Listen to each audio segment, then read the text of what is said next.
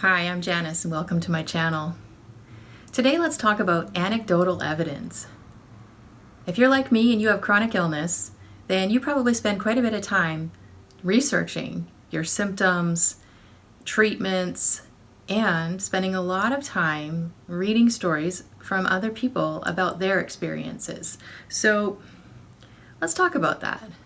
When you go to your doctor and you mention, well, I've read these people had this great experience with this medication, or I've read about all these terrible side effects from that medication, or I've read about all these people who have tried this natural treatment and it was really helpful for them. Generally, a doctor's going to say that's anecdotal. It doesn't count. But as a patient who doesn't have medical training, anecdotal evidence is all we have in some ways. We do have the option of looking up medical reports and journals and stories and tests and things that come from official medical sources, and those are good things, but they're not the answer to everything, especially since we can't necessarily even understand what they're saying. And we don't know anything about the purpose. Sometimes those particular studies and things are done specifically to try and promote a drug, and that's it. There isn't any real purpose in necessarily having the patient's best interest in mind.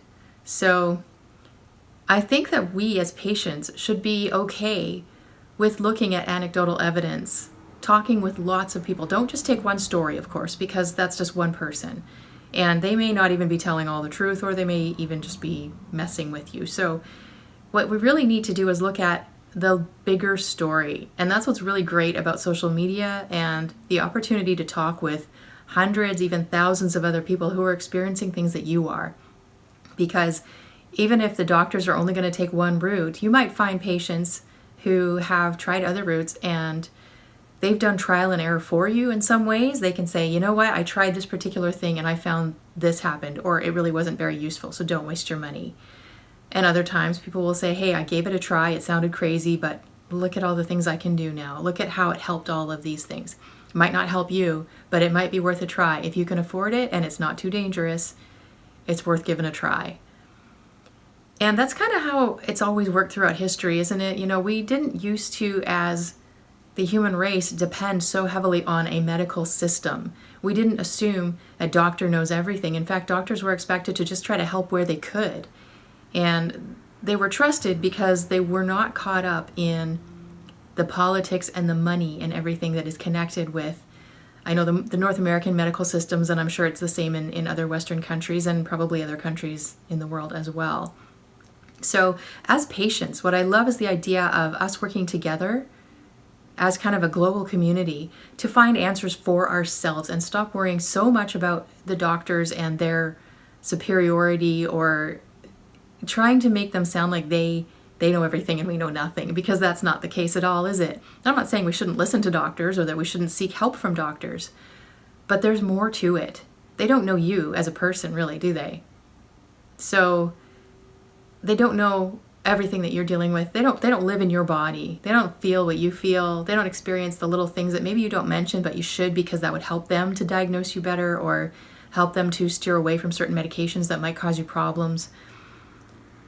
But what we can do is we can take this power in such a way that we can use community. I love the whole crowdsourcing idea and just sharing our stories.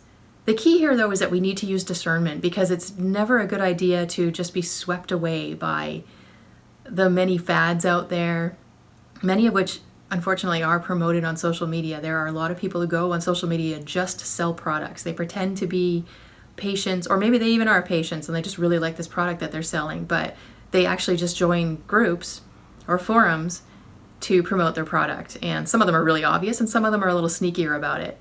But we have to be really cautious about that. So wouldn't that be better to kind of work that muscle and learn how to use discernment and understand more about what our options are, what's available, and then use those? Because we are our own advocates and nobody else is going to advocate for us. And unfortunately, when you go to a doctor, your doctor's not your advocate. At least none that I've ever had have been my advocate. I feel more like I'm fighting the medical system sometimes. And it's not that I don't have any doctors that care or anything like that. They're just extremely limited. They don't have many options. available to them. They don't have the time. They're overworked, they're exhausted, and they've got all kinds of heavy pressures on them. And especially when they're dealing with chronic illness patients, they've probably got other patients who are closer to more life and death kind of situations, and so we're just not that high on the priority list. But we have to live with these things. It's our quality of life that's in our hands. And if we just hand it over to the medical system and just say, sure, do whatever, I trust you no matter what, well, I personally have experienced the fallout of that. It's not a good idea to just blindly do that. Sometimes we're in too much of a difficult situation. We're dealing with maybe a crisis, pain, fatigue, any number of things that happen where you have no choice. You just have to put your life in their hands and you just have to pray and hope for the best. But they are just human. So when we have the option to take control of our own health and advocate for ourselves and do our own research, we have to do that. It's really important. If you want to talk more about that, please comment below and subscribe to my channel. And let's talk. Let's get into this and let's look at our options as patients. Thanks for watching. God bless.